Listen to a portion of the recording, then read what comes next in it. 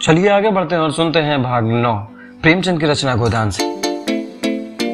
प्रातःकाल होरी के घर में पूरा हंगामा हो गया। होरी धनिया को मार रहा था, धनिया उसे गालियां दे रही थी। दोनों लड़कियां बाप के पांव से लिपटी चिल्ला रही थी और गोबर माँ को बचा रहा था। बार बार होरी का हाथ पकड़कर पीछे ढकेल देता, पर जो ही धनिया के मुंह से कोई गाली निकल जाती, होरी अपने हाथ छुड़ाकर उसे 2-4 घूंसे और लात जमा देता। उसका पूरा क्रोध जैसे किसी गुप्त संचित शक्ति को निकाल लाया हो। सारे गांव में हलचल पड़ गई। लोग समझाने के बहाने तमाशा देखने आ पहुंचे। सुबह लाठी टेकता है आ खड़ा हुआ। दादा दी ने डांटा, ये क्या है होरी, तुम बावले हो गए हो क्या? कोई इस तरह घर की लक्ष्मी पर हाथ छोड़ता है? तुम्हें तो ये रोकना था। क्या हीरा की चोट तुम्हें भी लग गई? होरी ने पालागन करके कहा, महाराज तुम इस वक्त ना बोलो, मैं आज इसकी बांध छुड़ा कर ही दम लूंगा। मैं जितना ही तरह देता हूं उतना ही सिर चढ़ती जाती है।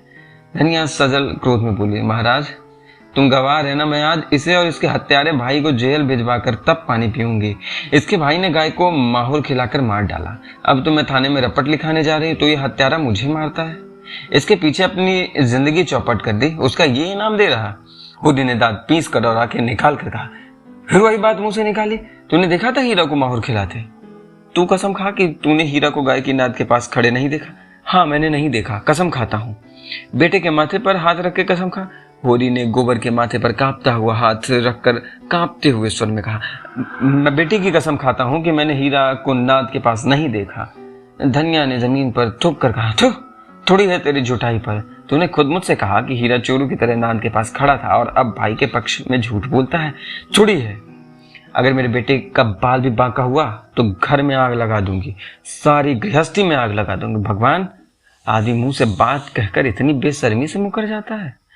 होरी पांव पटक कर बोला, धनिया गुस्सा मत दिला, नहीं बुरा होगा। मार तो रहा है और मार ले। जो तू अपने बाप का बेटा है तो आज मुझे मारकर ही तब पानी पिएगा। पापी ने मारते मारते मेरा बुरकस निकाल दिया, फिर भी इसका जी नहीं भरा। मुझे मार के समझता है मैं बड़ा वीर हूँ, भाइयों के सामने भीगी बिल्ली बन जाता है। पापी कहीं का, हत्यारा।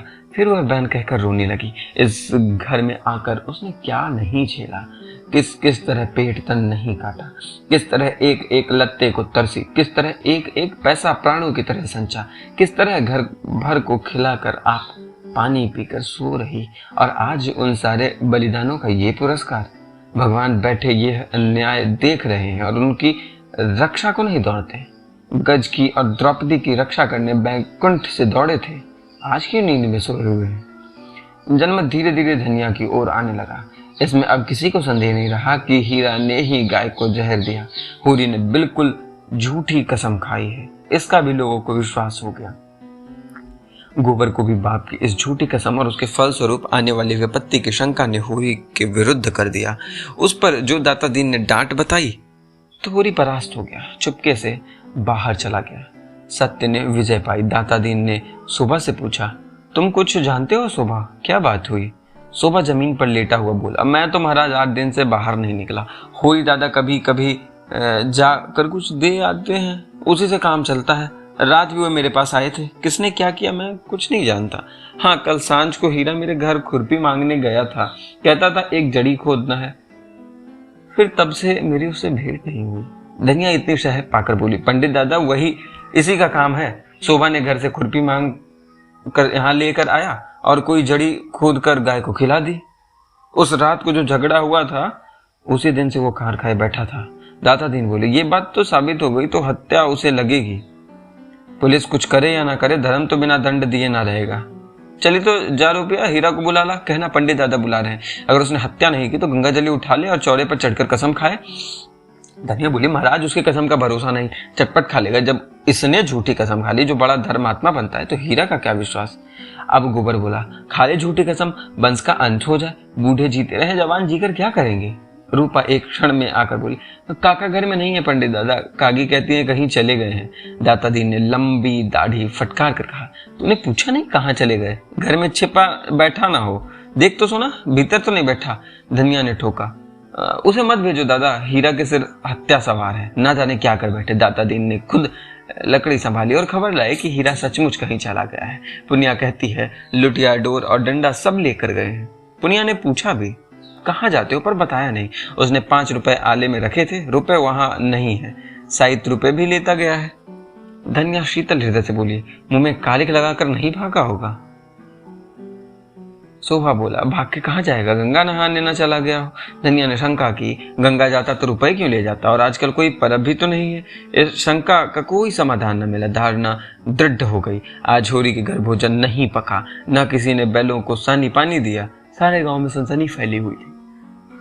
2-2, 4 आदमी जगह जगह जमा होकर इस विषय की आलोचना कर रहे थे। हीरा अवश्य कहीं भाग गया। देखा होगा कि भेद खुल गया, अब जेल जाना पड़ेगा, हत्या अलग लगेगी, बस कहीं भाग गया। पुनिया अलग रो रही थी, कुछ कहा न सुना, ना जाने कहाँ चल दिए। जो कुछ कसर रह गई थी वो संध्या समय हल्के के थानेदार ने आकर पूरी कर दी। गांव के चौकीदार ने इस घटना की रपट की जैसा उसका कर्तव्य था, और थानेदार साहब भला अपने कर्तव्य से कब चूकने वाले थे। अब गांव वालों को भी उनका सेवा सत्कार करके अपने कर्तव्य का पालन करना चाहिए। दाता दीन, झिंगुरी सिंह, नोखेराम, उनके चारों प्यादे, मंगरू शाह और लाला पट्टेश्वरी सभी आ पहुंचे और दरोगा जी के सामने हाथ बांधकर खड़े हो गए। होरी की तलबी हुई। जीवन में यह पहला अवसर था कि दरोगा के सामने आया। ऐसा डर रहा था जैसे फांसी हो जाएगी। धनिया को पीटते समय उसका एक एक अंग कड़क रहा था। दरोगा के सामने कछुए की भांति भीतर सिमटा जाता था। दरोगा ने उसे आलोचक नेत्रों से देखा और उसके हृदय तक पहुंच गए। आदमियों की नस पहचानने का उन्हें अच्छा अभ्यास था। किताबी मनोविज्ञान में कोरे पर व्यवहारिक मनोविज्ञान के मर्मज्ञ थे। यकीन हो गया आज अच्छे का मुंह देख कर उठे, और होरी का चेहरा कह देता था इसे केवल एक घुड़की काफी है। दारोगा ने पूछा, तुझे किस पर शुभा है? होरी ने जमीन छुई और हाथ बांधकर बोला, मेरा सुबह किसी पर नहीं है सरकार। गाय अपने मौत से मरी है, बुढ़ी हो गई थी। धनिया भी आकर पीछे खड़ी थी, तुरंत बोली, गाय मारी है तुम्हारे भाई हीरा ने। सरकार ऐसे बौड़म नहीं है कि जो कुछ तुम कह दोगे वह मान लेंगे। यहाँ जांच तहकीकात करने आए हैं। दारोगा जी ने पूछा, ये कौन औरत है? कई आदमियों ने दारोगा जी से कुछ बातचीत करने का सौभाग्य प्राप्त करने के लिए चढ़ा ऊपरी की। एक साथ बोले और अपने मन को इस कल्पना से संतोष दिया कि पहले मैं बोला। होरी की घरवाली है सरकार। तो इसे बुलाओ, मैं पहले इसी का बयान लिखूंगा। वो कहाँ है हीरा? विशिष्ट जनों ने एक स्वर में कहा, वो तो आज सवेरे से ही कहीं चला गया है सरकार। मैं उसके घर की तलाशी लूंगा। तलाश? होरी की सांस तले ऊपर होने लगी। उसके भाई हीरा के घर की तलाशी होगी और हीरा घर में नहीं। और फिर हीरा के जीते जी उसके देखते ये तलाशी ना होने पाएगी। और धनिया से अब उसका कोई संबंध नहीं। जहां चाहे जाए, जब वह उसकी इज्जत बिगाड़ने पर आ गई है तो उसके घर में कैसे रह सकती है? जब गली गली ठोकर खाएगी तब पता चलेगा। गांव के विशिष्ट जनों ने इस महान संकट को टालने के लिए कानाफूसी शुरू की। दाता दीन ने गंजा सिर हिलाकर कहा, ये सब कमाने के ढंग हैं। पूछो हीरा के घर में क्या रखा है? पट्टेश्वरी लाल बहुत लंबे थे, पर लंबे होकर भी बेवकूफ ना थे। अपना लंबा काला मुंह और लंबा करके बोले, और यहाँ आया है किस लिए? और जब आया है बिना कुछ दिए गया कब है? झिंगुर सिंह ने होरी को बुलाकर कान में कहा, निकालो जो कुछ देना हो, यूं गला ना छूटेगा। दारोगा जी ने अब जरा गरज कर कहा, मैं हीरा के घर की तलाशी लूंगा। होरी ने मुख की सारी रंगत उड़ गई, जैसे देह का सारा रक्त सूख गया हो। तलाशी उसके घर हुई तो उसके भाई के घर हुई तो एक ही बात है। हीरा अलग सही, पर दुनिया तो जानती है वो उसका भाई है। मगर इस वक्त उसका कुछ बस नहीं। उसके पास रुपए होते तो इसी वक्त 50 रुपए लाकर दरोगा जी के चरणों पर रख देता और कहता, सरकार मेरी इज्जत अब आपके हाथ में है। मगर उसके पास तो जहर खाने का भी एक पैसा नहीं है। धनिया के पास चाहे 2-4 रुपए पड़े हों, पर वह चुड़ैल भला क्यों देने लगी? मृत्युदंड पाए हुए आदमी की भांति सिर झुकाए अपने अपमान की वेदना का तीव्र अनुभव करता हुआ चुपचाप खड़ा रहा। दाता दीन ने होरी को सचेत किया, अब इस तरह खड़े रहने से काम ना चलेगा होरी, रुपए की कोई जुगत करो। होरी दीन स्वर में बोला, अब मैं क्या अर्ज करूं महाराज, अभी तो पहले की ही गठरी सिर पर लदी है, और किस मुंह से मांगू? लेकिन इस संकट से उबार लो। जीता रहा तो कौड़ी कौड़ी चुका दूंगा, मर भी जाऊं तो गोबर तो है ही। नेताओं में सलाह होने लगी, दारोगा जी को क्या भेंट किया जाए। दाता दीन ने 50 का प्रस्ताव किया। झिंगुर सिंह के अनुमान में 100 से कम पर सौदा ना होगा। नोखेराम भी 100 के पक्ष में थे और होरी के लिए 100 और 50 में कोई अंतर न था। इस तलाशी का संकट उसके सिर से टल जाए, पूजा चाहे कितनी ही चढ़ानी पड़े, मरे को मन भर लकड़ी से जलाओ या 10 मन से, उसे क्या चिंता। मगर पट्टेश्वरी से यह अन्याय ना देखा गया। कोई डाका या कत्ल तो नहीं हुआ, केवल तलाशी हो रही है, इसके लिए 20 रुपए बहुत है।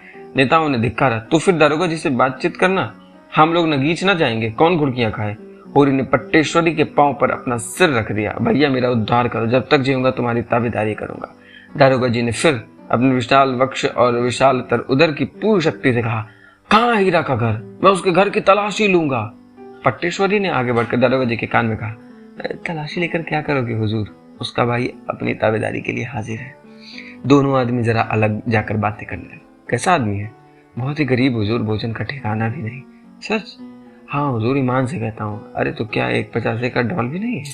कहाँ की बात हुजूर, 10 मिल जाए तो 1000 समझिए, 50 तो 50 जन्म में भी मुमकिन नहीं है, और वह भी जब कोई महाजन खड़ा हो जाएगा। दारोगा जी ने 1 मिनट विचार कर कहा, तो फिर उसे सताने से क्या फायदा, मैं ऐसे को नहीं सताता जो आप ही मर रहे हो। पट्टेश्वरी ने देखा निशाने और आगे जा पड़े। बोले, नहीं हुजूर ऐसा न करिए, नहीं हम फिर कहाँ जाएंगे, हमारे पास दूसरी और कौन सी खेती है। तुम इलाके के पटवारी हो जी, कैसी बातें करते हो। जब ऐसा कोई अवसर आ जाता है तो आपकी बदौलत हम भी कुछ पा जाते हैं, नहीं पटवारी को कौन पूछता है। अच्छा जाओ 30 रुपये दिलवा दो, 20 रुपये हमारे, 10 रुपये तुम्हारे। 4 मुखिया, इसका ख्याल कीजिए। अच्छा आधे आधे पर रखो, जल्दी करो, मुझे देर हो रही है। पट्टेश्वरी ने झंगुरी से कहा। झंगुरी ने होरी को इशारे से बुलाया, अपने घर ले गए। 30 रुपये गिन कर उसके हवाले किए और एहसान से दबाते हुए बोले, आज ही कागज लिखा देना, तुम्हारा मुंह देख कर रुपया दे रहा हूँ, तुम्हारी भलमनसी पर। होरी ने रुपए लिए और अंगोछे के कोर में बांधे प्रसन्न मुख आकर दारोगा जी के पास आकर बोला। सहसा धनिया झटपट कर आगे आई और अंगोछी एक झटके के साथ उसके हाथ से छीन ली। गांठ पक्की न थी, झटका पाते ही खुल गई और सारे रुपए जमीन पर बिखर गए। नागिन की तरह फुंकार कर बोली, ये रुपए कहाँ लिए जा रहे हैं, बता।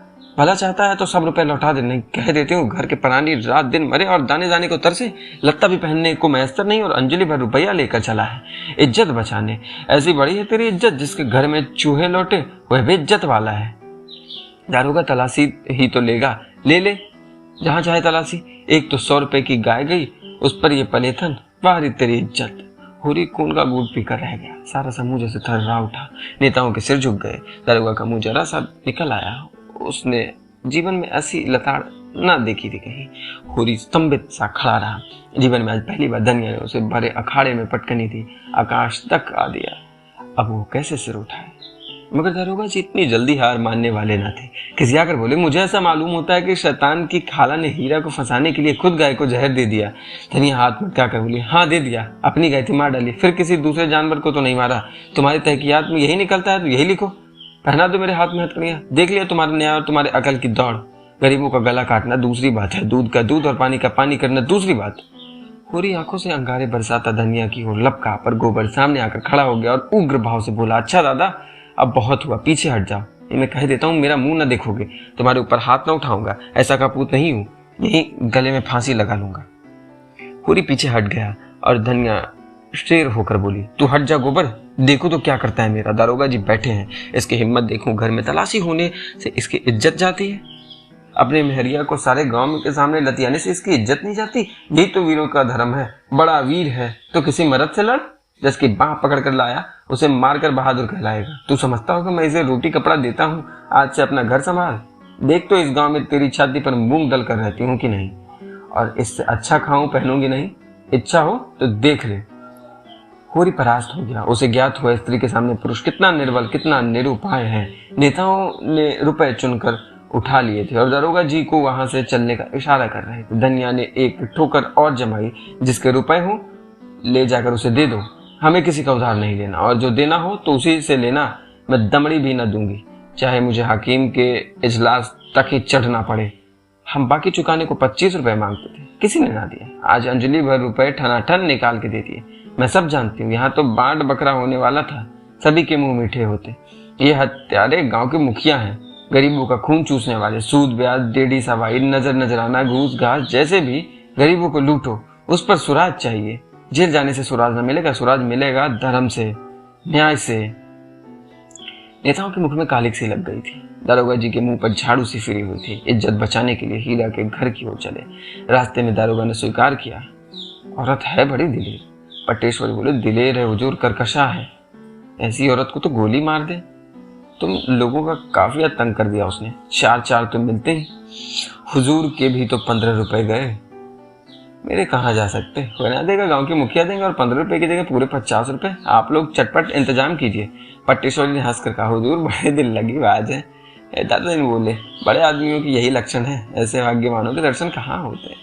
दारोगा जी ने कठोर स्वर में कहा, ये खुशामद फिर कीजिएगा, इस वक्त मुझे 50 रुपए दिलवाइए नकद, और ये समझ लो कि आनाकानी की तो तुम चारों के घर की तलाशी लूंगा। बहुत मुमकिन है कि तुमने हीरा और होरी को फंसा कर उनसे 100 रुपए ऐंठने के लिए पाखंड रचा हो।